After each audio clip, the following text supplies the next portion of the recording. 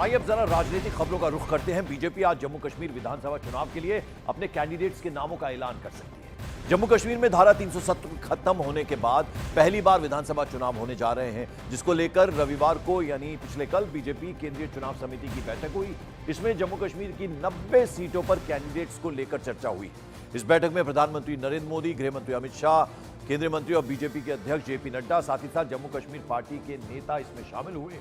और सूत्रों का दावा है कि आज बीजेपी करीब 55 कैंडिडेट्स के नामों का ऐलान कर सकती है। खबर यह भी है कि जम्मू कश्मीर में नए परिसीमन के बाद बदली जो परिस्थितियां हैं, उसमें समीकरणों की वजह से पुराने चेहरों का टिकट यानी उनका पत्ता कट सकता है। तो कल ये बेहद अहम बैठक हुई। आज 55 कैंडिडेट्स के नामों की लिस्ट सामने आ सकती है। और जम्मू कश्मीर विधानसभा चुनाव को लेकर बीजेपी चुनाव समिति में कई घंटे तक मंथन हुआ और जो सूत्रों के हिसाब से जानकारी मिल रही है, उस जानकारी के मुताबिक बीजेपी जम्मू की सभी 43 सीट्स पर उतारेगी अपने कैंडिडेट्स, यानी जो तमाम 43 सीट्स हैं जम्मू रीजन की, उसमें सभी सीटों पर कैंडिडेट्स उतारेगी। कश्मीर की बात करें तो 11 कैंडिडेट्स उतार सकती है यहां पर बीजेपी। तो जम्मू में पूरी 43 सीट, लेकिन 11 कश्मीर में। उसके अलावा कश्मीर की बाकी सीटों पर स्वतंत्र जो इंडिपेंडेंट कैंडिडेट्स हैं उनको समर्थन, उनको सपोर्ट कर सकती है बीजेपी, जो जानकारी मिल रही है जम्मू और कश्मीर में विधानसभा चुनावों को लेकर। जम्मू कश्मीर चुनाव के लिए 55 कैंडिडेट्स को उतारा जा सकता है और आज ये नाम फाइनल हो सकते हैं बीजेपी की तरफ से, क्योंकि कल एक लंबी मैराथन बैठक चली, उसके बाद अब यह फैसला लिया गया। आज 55 कैंडिडेट्स के नाम अनाउंस हो सकते हैं। उधर जम्मू कश्मीर में विधानसभा चुनाव को लेकर सियासी माहौल लगातार गर्म है। पीडीपी और नेशनल कॉन्फ्रेंस के घोषणा पत्र पर बीजेपी ने अब निशाना साधा। क्या कहा है बीजेपी ने, जरा आपको वो सुनवा दें। देश के हितों के साथ कोई समझौता नहीं होगा, चाहे महबूबा जी हो या फारूक अब्दुल्ला या उमर अब्दुल्ला हो, ये बहुत स्पष्ट जान लें। और अगर अपने घोषणा पत्र में वो ढेला फेंकने वाले, आतंकवाद परोसने वाले और पाकिस्तान से फंडिंग लेने वालों की वकालत करेंगे तो भारत सरकार सख्त कार्रवाई करेगी। Let be very clear. इन कांग्रेस पार्टी को क्या हो गया? 370 जम्मू कश्मीर और मुल्क के बीच में एक पुल, अब उन्होंने वो पुल तोड़ दिया। उन्होंने खुद देखा कि क्या मतलब मामलात हो गए यहाँ पर। पार्लियामेंट इलेक्शन में उन्होंने देखा किस तरह नॉर्थ कश्मीर में लोगों ने प्लेबिसाइड सेंटिमेंट के ऊपर वोट डाले, जो वो सोचते थे शायद ख़त्म हो गया। तो मुझे लगता है कि उन लोगों ने उनको जवाब दिया है कि मसले कश्मीर है और 370 को ख़त्म करने से वो और कॉम्प्लिकेटेड हो गया है। और जम्मू कश्मीर चुनाव में कांग्रेस और नेशनल कॉन्फ्रेंस के बीच हुए गठबंधन को लेकर बीजेपी लगातार हमलावर है और वो कांग्रेस से धारा 370 की बहाली को लेकर सवाल पूछ रही है। तो वहीं कांग्रेस नेता राशिद अल्वी ने बीजेपी पर ही पलटवार किया और नेशनल कॉन्फ्रेंस को बीजेपी वालों से ज्यादा बड़ा देशभक्त बता दिया। तो वहीं उमर अब्दुल्ला ने मैनिफेस्टो पर चर्चा करने के लिए अमित शाह पर सीधे सीधे उनको एक तरह से कहा है कि वो इस पर डिस्कशन करें। यही तो समझा दे राहुल गांधी बैठ रहे हैं ना कि 370 की वापसी संसद से ही होगी, संवैधानिक संशोधन होगा ना। तो वहां कह रहे हैं कि हम 370 खत्म कर देंगे। कितनी लोकसभा की सीट है कश्मीर में? उससे क्या 368 में संविधान की आवश्यकता पूरी होगी क्या?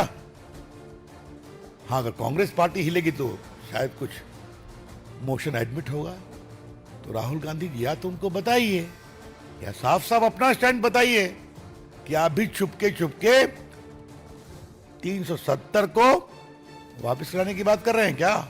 अगर शेख अब्दुल्ला ना होते, जो उमर अब्दुल्ला के ग्रैंडफादर थे, तो कश्मीर भारत का नहीं पाकिस्तान का हिस्सा होता। बीजेपी के नेताओं को यह एहसास नहीं है। अपने गिरेबान में झांकना चाहिए कि आपने तो पीडीपी से समझौता किया था और पीडीपी ने चुनाव होने के फौरन बाद पाकिस्तान का शुक्रिया अदा किया था कि पाकिस्तान ने चुनाव होने दिया, हम उसके शुक्रगुजार हैं। तो कौन है देशद्रोही? मैं दिल की गहराइयों से होम मिनिस्टर साहब का शुक्रगुजार हूं कि उन्होंने हमारे मैनिफेस्टो का जिक्र किया। उन्होंने जब हमारे मंशूर का नोटिस लिया तो उन्होंने मजबूर किया उन लोगों को जो आज तक हमारा मंशूर पढ़ने के लिए तैयार नहीं थे, उन्होंने भी हमारा मंशूर पढ़ा। और जम्मू कश्मीर से आर्टिकल 370 खत्म होने के बाद क्या कुछ बदला है, जरा अब आपको वो बता दें। जम्मू कश्मीर अब पूर्ण राज्य नहीं है। जम्मू कश्मीर से विशेष राज्य का दर्जा खत्म हो गया है। लद्दाख अब अलग से केंद्र शासित प्रदेश बना है। परिसीमन के बाद जम्मू कश्मीर में सीटें बढ़ी। विधानसभा सीटों की संख्या 87 से बढ़कर 90 हुई, यानी 90 हो गई हैं। और अब 6 साल की जगह 5 साल में चुनाव होंगे। तो ये अभी चेंज आया है परिसीमन के बाद। तो वहीं आपको बता दें, आम आदमी पार्टी भी इस बार जम्मू कश्मीर में अपने कैंडिडेट्स उतार रही है। आम आदमी पार्टी ने 7 कैंडिडेट्स की पहली लिस्ट जारी भी कर दी है। इसमें पुलवामा से फैयाज अहमद सोफी, राजपुरा से मुदस्सिर हुसैन, देवसर से शेख फिदा हुसैन, दुरू से मोहसिन सफक मीर, डोडा से मेराजदीन मलिक और पश्चिम डोडा से यासिर सहाफी मट्टो और उधर बनिहाल से मुदस्सिर अजमत मीर को कैंडिडेट बनाया। यानी 7 लोगों के नाम अनाउंस कर दिए हैं आम आदमी पार्टी ने। यानी अब इस बार ताल ठोकने की तैयारी आम आदमी पार्टी की जम्मू कश्मीर में भी है। और इसके साथ ही आम आदमी पार्टी ने जम्मू कश्मीर चुनाव में प्रचार के लिए स्टार प्रचारकों की एक लिस्ट भी जारी की है। और इसमें आम आदमी पार्टी ने जेल में बंद सीएम अरविंद केजरीवाल के साथ ही साथ सत्येंद्र जैन को भी स्टार प्रचारकों की सूची में लिस्ट में शामिल किया है। इसके अलावा अरविंद केजरीवाल की पत्नी सुनीता केजरीवाल, पंजाब के सीएम भगवंत मान, मनीष सिसोदिया, संजय सिंह भी जम्मू कश्मीर में आम आदमी पार्टी के लिए चुनाव प्रचार करेंगे। तो ये जो स्टार प्रचारक हैं, इनकी लिस्ट भी बाकायदा आम आदमी पार्टी की तरफ से जारी कर दी गई है। और इसमें मुख्यमंत्री अरविंद केजरीवाल का नाम स्टार प्रचारकों की लिस्ट में सबसे टॉप पर है। उधर महबूबा मुफ्ती के ऑफर पर उमर अब्दुल्ला ने तंज कसते हुए पीडीपी के मैनिफेस्टो को नेशनल कॉन्फ्रेंस के घोषणा पत्र की 100% नकल बता दी और महबूबा मुफ्ती से अपने सारे कैंडिडेट्स हटाने के लिए कहा। दरअसल 2 दिन पहले पीडीपी नेता महबूबा मुफ्ती ने घोषणा पत्र जारी करते हुए कहा था कि अगर नेशनल कॉन्फ्रेंस और कांग्रेस पार्टी उनके घोषणा पत्र को हूबहू मान लेती है तो वो अपने कैंडिडेट्स को चुनाव मैदान से हटा लेंगी।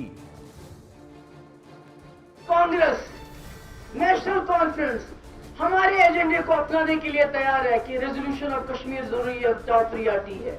रास्ते खोलना बाकी, हम बोलेंगे उनको हम भी सारी सीटें लड़ो, हम आपके पीछे पीछे चलेंगे। बिकॉज मेरे लिए resolution of Kashmir problem is much more important than anything else.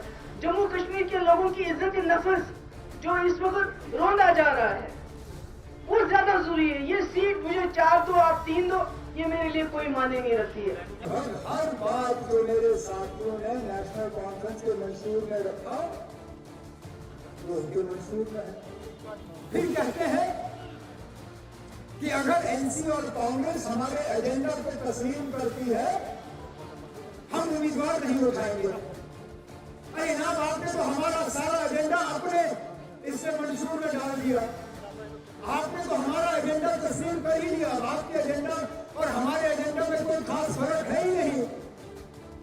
उधर जम्मू कश्मीर के पूर्व मुख्यमंत्री गुलाम नबी आजाद की पार्टी डेमोक्रेटिक प्रोग्रेसिव आजाद पार्टी ने विधानसभा चुनाव के लिए कैंडिडेट्स की पहली लिस्ट जारी की। इसमें 13 कैंडिडेट्स के नामों का ऐलान किया गया है। पार्टी ने गांदरबल में नेशनल कॉन्फ्रेंस नेता और पूर्व मुख्यमंत्री उमर अब्दुल्ला के सामने कैसर सुल्तान गनई को उतारा है। वहीं पूर्व मंत्री अब्दुल मजीद वानी को डोडा पूर्व और राज्य के पूर्व एडवोकेट जनरल असलम गनी को भद्रवाह से प्रत्याशी बनाया गया है।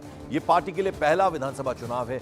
आजाद ने अगस्त 2022 में कांग्रेस से इस्तीफा दिया था और अपनी नई पार्टी बनाई थी, डेमोक्रेटिक प्रोग्रेसिव आजाद पार्टी। और अब इन्होंने भी अपने जो कैंडिडेट्स हैं उनके नामों का ऐलान कर दिया है। और जम्मू कश्मीर विधानसभा चुनाव पर आतंकी हमले का अलर्ट जारी होने के बाद अब सुरक्षा व्यवस्था के पुख्ता इंतजाम किए जा रहे हैं।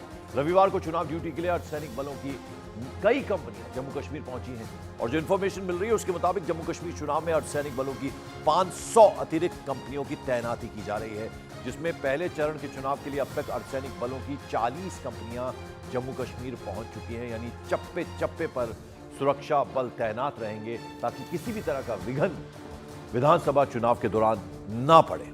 कई कंपनीज को तैनात किया गया है।